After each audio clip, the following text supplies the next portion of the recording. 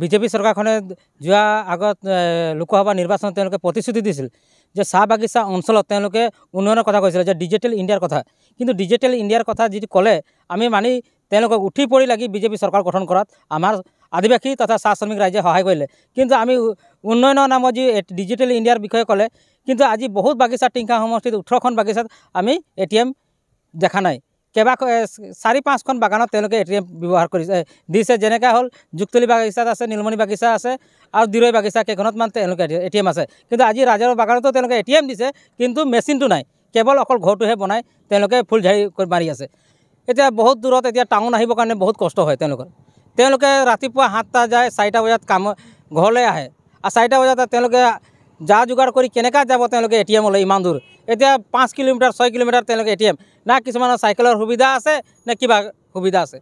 তেওঁলোকে যদি ওচৰত নিজৰ বাগানত যদি ATM থকা হ'লে তেওঁলোকে এইটো সন্মুখীন হ'ব লগা নহ'লহেঁতেন।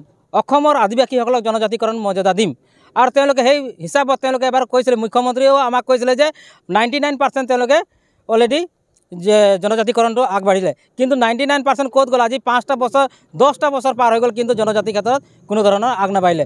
আৰু আমি জনজাতিৰ কৰণৰ ক্ষেত্ৰত আমি আজি নতুনকৈ কথা কোৱা নহয়, এইটো আমাৰ অল ইণ্ডিয়া অভাৰত আদিবাসীসকলে ওৰাং মুণ্ডা চাওতাল খাৰিয়াকে ধৰি 36টা জনগোষ্ঠীয়ে, আমাৰ জাতি 36টা উপজাতিয়ে তেওঁলোকে ভাৰতবৰ্ষৰ প্ৰত্যেক প্ৰায় ষ্টেটতে তেওঁলোকে জনজাতিকৰণৰ মৰ্যাদা পাই আছে। কিন্তু অসমত তেওঁলোকে আমাক অকল ভুৱা প্ৰতিশ্ৰুতি আৰু প্ৰতিশ্ৰুতি, কিন্তু অকল প্ৰতিশ্ৰুতিৰ বাহিৰে তেওঁলোকে একো দিব পৰা নাই।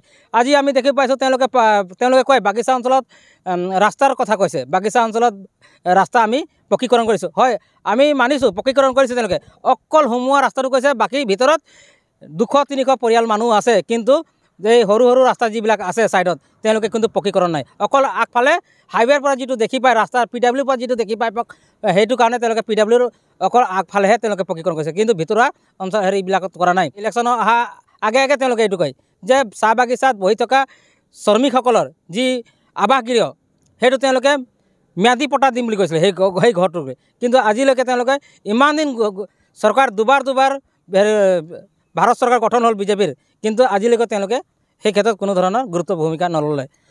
আগন্তুক লোকসভাত আমাৰ এটাই কথা আছে স্পষ্ট, বিজেপিক আমি বিৰোধ কৰিম, আৰু এটাই কথা, বিজেপিক আমি কোনো পৰ্যায়ে আমি জিকিবলৈ নিদিওঁ। কাৰণ কি, আমাক কেৱল অকল তেওঁলোকে ভুৱা প্ৰতিশ্ৰুতি, আৰু তেওঁলোকে এটাই কথা, অকল ভুৱা প্ৰতিশ্ৰুতি দি আমাক মানে ঠগ প্ৰদান কৰি আছে। চাহ শ্ৰমিকৰ দৈনিক মজুৰি তেওঁলোকে 351 টকা বুলি কৈছিলে তেওঁলোকে, কিন্তু তেওঁলোকে আজিলৈকে 350 টকাই আজিলৈকে তেওঁলোকে ফুলফিল কৰা নাই। আৰু সেই বস্তুটো যি এতিয়া 250 টকা দি দৈনিক মজুৰি দি আছে, কিন্তু এটা দৈনিক মজুৰি 250 টকাত এটা পৰিয়াল চলাটো ইমান সহজ কথা নহয়।